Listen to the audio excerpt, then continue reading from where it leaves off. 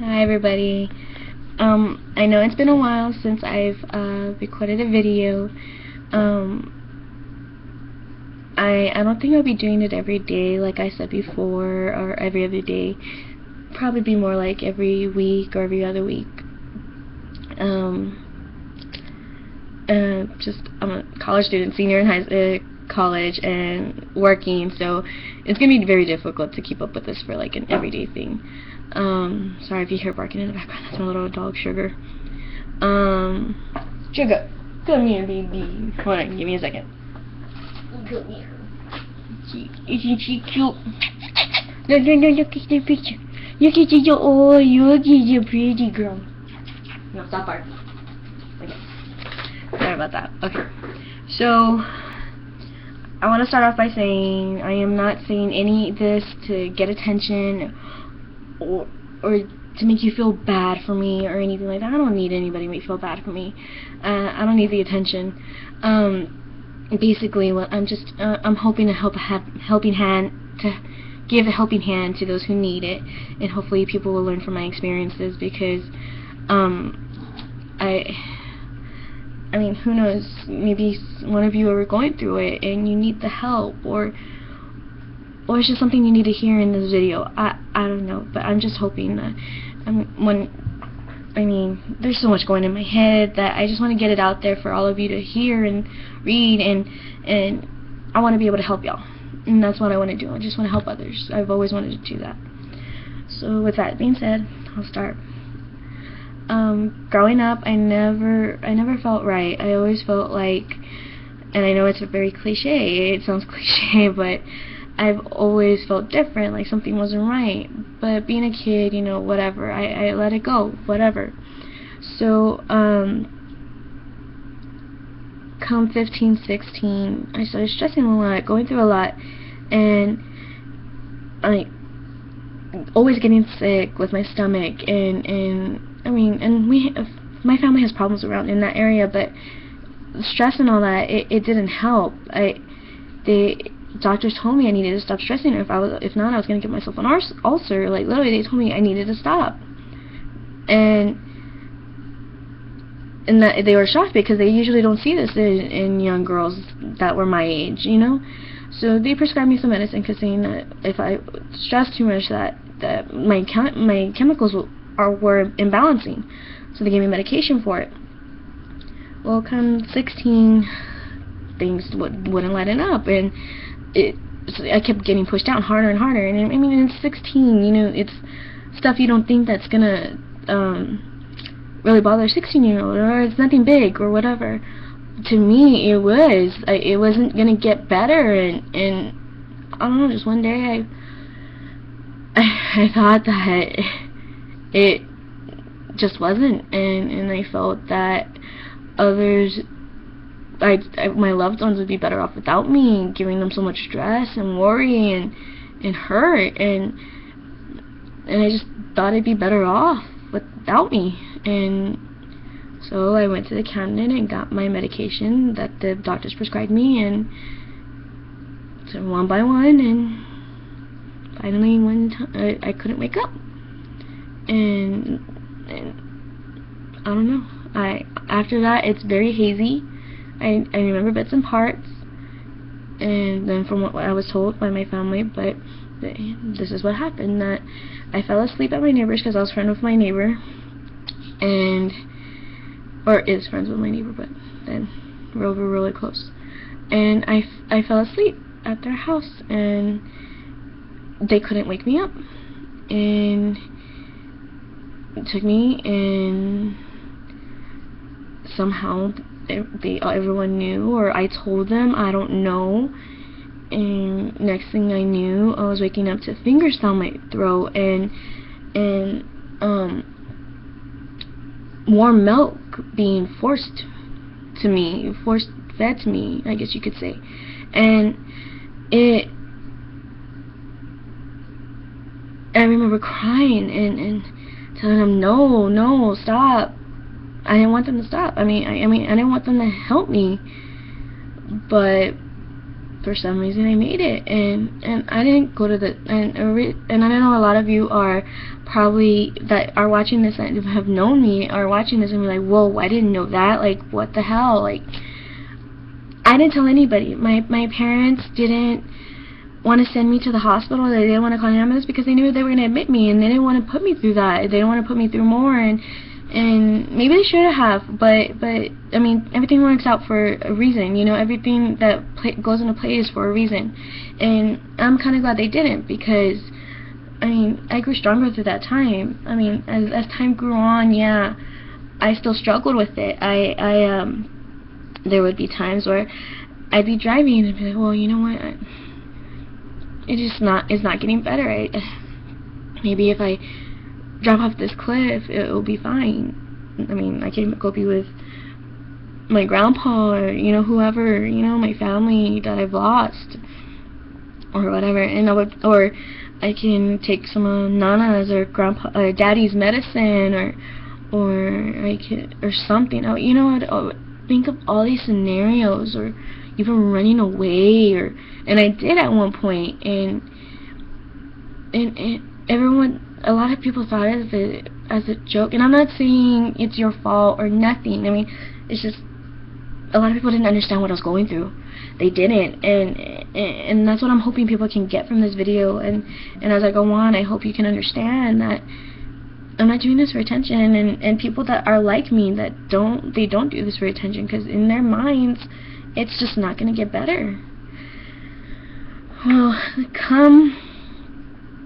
a couple years ago, a very close friend of mine, my friends and brothers, passed away. His little brother was like my little brother. He was always over, you know, so we all knew each other. I mean, me and him had the same circle of friends, you know. It was a shock. It was a major shock, and, you know, I'm going through all this, and then that happens, and it's like, whoa. And I'm seeing what his family's going through, his friends, everybody, us, you know, like, I see what we're going through, and I'm like, wow, like, I can't do this to my family, I can't. And that's when I snapped. I was like, I need help. And I went to my mom and cried. I was like, Mom, I need help. I need professional help. So we found it. And since then, I'm on medication. I was diagnosed with severe depression, post-traumatic stress disorder, and I know what y'all are thinking. No, I'm not an Army veteran. Anybody can have it. It can be from any traumatic scene or traumatic event. For me, I'd rather not go into detail about what it was, or I mean, for the most part, severe depression. It's all of it is just severe depression and ADHD. A lot of people probably, that's no surprise, because I like to watch squirrels in class. I know, yeah. So, I was diagnosed, prescribed sertraline. I can never pronounce it. Still to this day, I've been on it for years and I still don't know how to pronounce it. But we all call it my happy pills. And now my family, my friends, they pay attention. They know the signs. They know when I have or haven't taken my medication. Mood swings.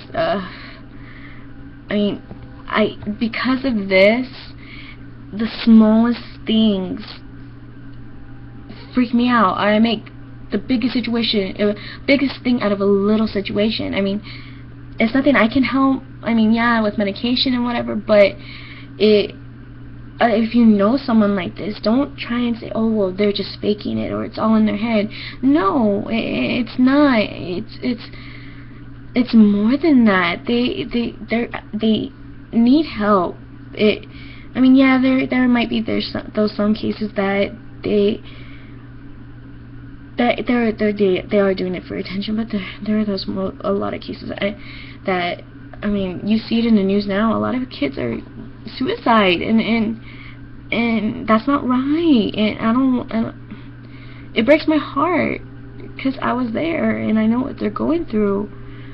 And all I can say is pay attention. I mean, and it's not. I don't think it's all in their head. There might be something. They might be getting bullied. They might be getting abused. Something, and you can help them. And I know, and I've been through it. That I've had people tell me, "Oh, this is too much. I can't be around for it. I mean, I can't be there for you. I'm sorry." And I understand, because it is a lot. It is a lot to handle, and I give credit to those who have stuck around, and I thank y'all so much for it. It has been a tough road. Sorry. It has. It's been a very tough road, and I want to thank all of you who have been here for me. It means so much to me, more than y'all will ever know. And to those of you that might be going through it, I want to let y'all know that there is someone that's out there that loves you and needs you. Don't think that they're better off without you, because once you do what you're thinking of doing, that's it. Your life's over. But they have to live with what you've done. And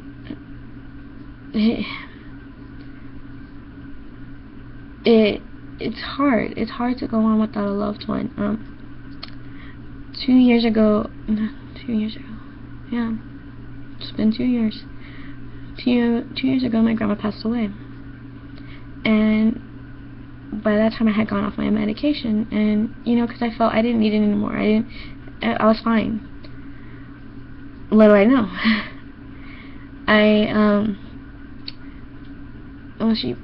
We were in and out of the hospital for a year already, and we should have seen it, but we didn't. But she passed away, and everyone was watching me, making sure I was okay. The ones that knew didn't want me to go in a relapse or something. Well, not a relapse, but you know what I mean. They didn't want me to go through all that again. So they were keeping a close eye on me. Well, I was fine. Stayed strong, was there for my parents, my family, did all I could, and like the day we got back from the funeral, I went straight back to work. I kept myself busy. I mean, I didn't want to deal. And I forgot to mention, but this goes to show that friend that passed away, he was there for me, because the day before she passed, we drive a GMC Yukon, and it usually shows the I know y'all probably know, it shows the name of the song. Well, nothing was, I mean, I knew the song, and it wasn't the name, and it wasn't the name of the singer either. But my friend's name popped on it, exactly how you spell it, because the way you spell it, it's rare. And it was exactly how you spell it. And, me and my brother were coming back from home, because we had to shower up and everything, because we took off, like we had been there for days already. And we basically knew it was coming, and I saw that name, and I knew he was there with me. She passed away a year and 1 day after he did. Now I know some of you don't believe in afterlife or anything like that, but I know he was there. I knew he was watching over us and taking care of us. And I thank him for that. I thank him for a lot. I mean, if it weren't for him, I wouldn't be here. Can't stress that enough. And, well, to go on, I went a year without, just not mourning, just not thinking about it, really. And finally, last year, I just had it. Where I was working, I walked out. I couldn't handle it anymore. I was out of my head, and I drove. And for those of you who don't know, my family comes from a small town, Gariso Springs, and I drove No one knew I was coming. No one knew I was going over there. No one knew where I was. Coworkers calling me and texting me, asking me if I was okay. My family didn't even know until I got back. And I had to tell you, to go see her, my grandmother, it relieved me all, like, everything just went away. And I think it was basically the fact that I didn't mourn, or I went off my medication. I don't know what it was, but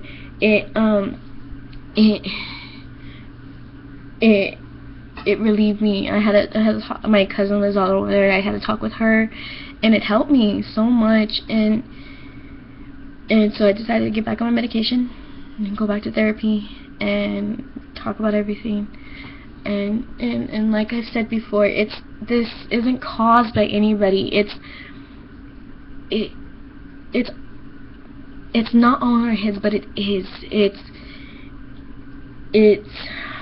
how do I say it? It's problems we make up in our heads. I mean, to other people it might not be no big deal, or whatever. That's fine. Just leave it. They don't care. But for people like me, I know for me, it's the big deal. I mean, and it's like I said, I make things bigger than they're supposed to be. And I'm hoping that everyone will understand that people like me, they need the love and support. Even if, and I know there are times I'm like this, but I don't want your help, or I don't need your help, or just leave me alone. But in the end, I will come to you and I'll tell you, well, this and this is going on, or I need help with this and this, or something. I will come to you. I know for a fact that there are times when I tell people that I hate when, oh, have you taken your medication, just because I have an attitude or something, or whatever. And they're like, at first everyone was like, are you okay? Are you alright? Are you fine? And then I knew that's because they care and love for me. But with someone with this kind of stuff, you don't want to suffocate them either. I know when I feel suffocated, I take off, or it makes me be quiet even more, or shut down even more. And sometimes I just have to say, give me a minute.